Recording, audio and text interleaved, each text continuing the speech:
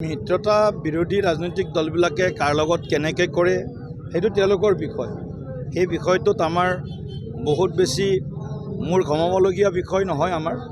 গতিকে তেওঁলোকে যেনেকৈ ভাবে, কিন্তু তেওঁলোকে যিটো মই দেখিছোঁ পৰিৱেশটো এইটো হয়তো তেওঁলোকৰ বাৰ্গেনিং এতিয়ালৈকে চলি আছে।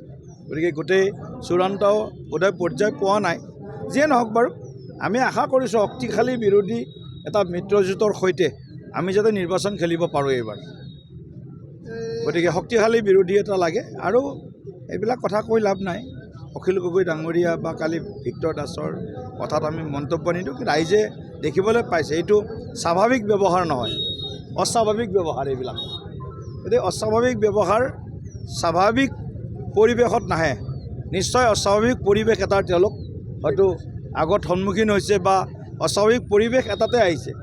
নহ'লে এনেকুৱা ধৰণে মানে যিটো তেওঁলোকৰ এটা কওঁ যে তেওঁলোকৰ বডি লেংগুৱেজ যিটো, এই বডি লেংগুৱেজটো মই ভাবোঁ যে যুৱ শক্তিৰ বিশেষভাৱে যুৱ শক্তিৰ বাবে এইটো খুব এটা মানে ইতিবাচকো নহয় আৰু তেওঁলোকে যেন এটা অস্থিৰ অশান্ত পৰিৱেশ এটা যেন তেওঁলোকে কামনা কৰে।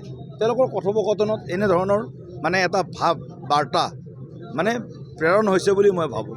এনে সভাপতি হিচাপে আমাৰ তিনিটা সমষ্টিৰ এজিপিক কেইটা দিয়াৰ সম্ভাৱনা আছে বা চিন্তা চৰ্চা কৰিছে? তিনিওটা সমষ্টিত এনডিএ খেলিম, এনডিএ খেলিম, এজিপি বিজেপি মিলি কিনি খেলিম।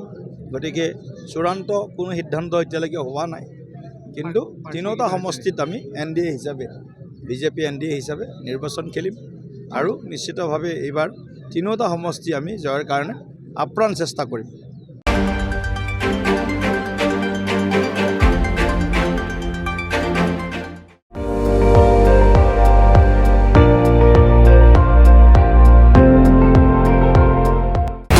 আপুনি চাই আছে ND24, সৰ্বশ্ৰেষ্ঠ নহয় সৰ্বোত্তমৰ দৌৰত।